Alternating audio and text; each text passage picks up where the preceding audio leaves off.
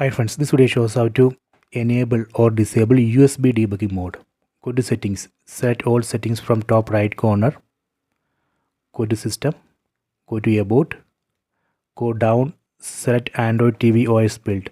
Here we need to press OK button or set button on the remote 7 times. 1, 2, 3, 4, 5, 6, 7. See the message, you are now a developer. Go back. Now under system we can find new option called developer options. Select it. These are a list of developer options. From this list, let me find USB debugging. See, select USB debugging. Let me enable, select OK. Done. This way we can enable USB debugging mode. Later, if you want to disable, you can disable here. Let me go to top. Here we can disable developer options. I recommend to disable developer options after the use because of security issues. Let me disable. Done. Then go back. See, now under system it's not showing developer options because I have disabled.